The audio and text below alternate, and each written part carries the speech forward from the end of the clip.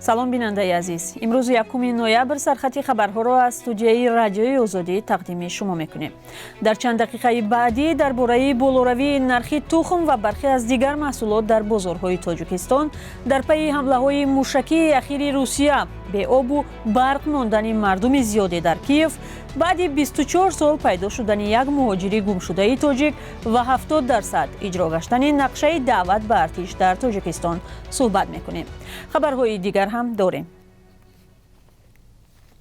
нархи тухм, пиёз ва гӯшт дар бархе аз бозорҳои Тоҷикистон боло рафтааст. арзёбии барномаи озуқавории ҷаҳонӣ дар 6 бозори кишвар маълум кардааст, ки нархи тухм дар қиёс бо ҳафтаи пеш гаронтар шудааст. як қутии тухм, ки дар бозорҳои кишвар аз 38 то 42 сомонӣ фурӯхта мешуд, ҳоло то ба 48 сомонӣ расидааст. бархе аз тоҷирон сабабро содироти тухм ба Узбекистон медонанд. бархе ҳам бар инанд, ки болоравии нарх сабаби мавсимӣ дорад. ҳамчунин муқоисаи нарх дар бозорҳо нишон додааст, ки нархи гӯшт дар бархе аз фурӯшгоҳҳо андак ва пиёз, ки ғизои тоҷиконро бе он тасаввур кардан сахт аст, то 20% боло рафтааст. айни замон бино ба гузориши нави барномаи озуқавории Созмони Милал, ки нархи маҳсулотро дар бозорҳо мушоҳида мекунад, нархи биринҷ, лӯбир ва равған дар бозорҳо каме поин рафтааст.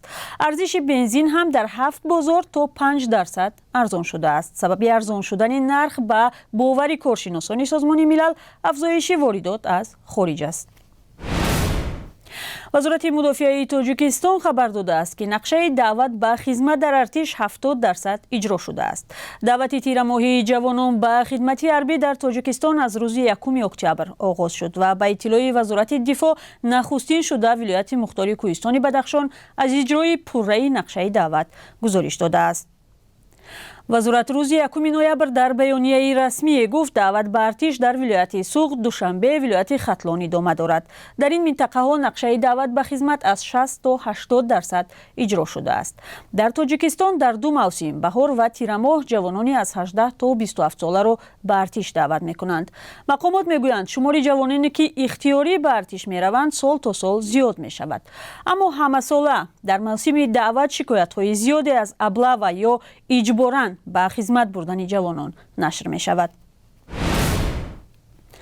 як муҳоҷири тоҷик, ки 24 соли пеш дар Русия гум шуда буд, пайдо шуда ба назди модараш баргаштааст. тамоми ин солҳо пайвандон Амриддин Гадоевро дар Русия ҷустуҷӯ мекарданд. солҳои ахир умеди хонавода ба пайдо кардани ӯ кам шуда, дигар фикр мекарданд ӯ фавтидааст. ногаҳон баъди беш аз 20 сол пайдо шудани ин муҳоҷир дар Тоҷикистон ашки шодии наздиконашро ҷорӣ кард. муҳоҷири тоҷик тамоми ин солҳо куҷо буд ва чаро аз худ дарак намедод? дар ин бора баъд аз 3 соат дар барнома ахбори Озодӣ гузориш дорем.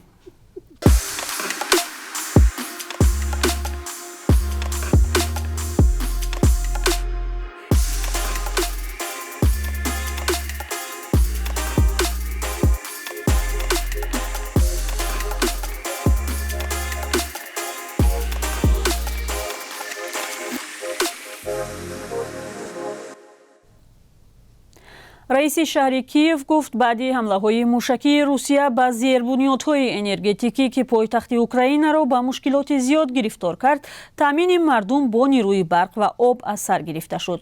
рӯзи 31 октябр дар натиҷаи ҳамлаҳои мушакии Русия ба зербунёдҳо, аз ҷумла нирӯгоҳҳо, мардуми зиёде дар Киев аз обу барқ ва хадамоти телефони ҳамроҳ маҳрум шуданд.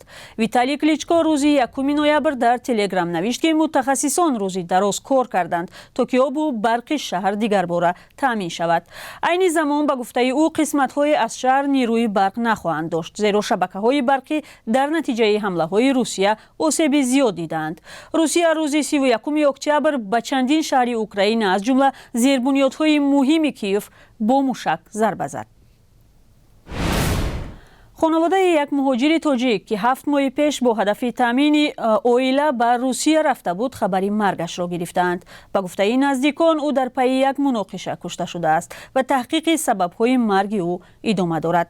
Сайфиддин Маҳмудови 36 сола, падари 4 фарзанд, сарнавишти ғамангезе дорад ва то ба Русия рафтан дар кишвар таксиронӣ ва омӯзгорӣ мекардааст ва ягона ноновари хона буд.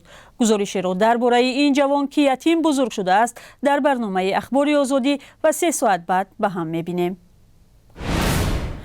ва чун маъмул дар ин лаҳзаи барнома аз қурби асъор дар тоҷикистон мегӯем. Бонки миллӣ барои имрӯз рубли русиро 162 сомонӣ, $1 амрикоиро 10 сомониву 21 дирам ва 1 евроро 10 сомониву 11 дирам муқаррар кардааст. Дар бонкҳои тиҷоратӣ қурби пули хориҷӣ метавонад дигар бошад. Сархати хабарҳо буд тақдими шумо. Хабару гузоришҳои дигарро метавонед 3 соат баъд дар барномаи ахбори озодӣ бубинед. мо шуморо интизор хоҳем буд.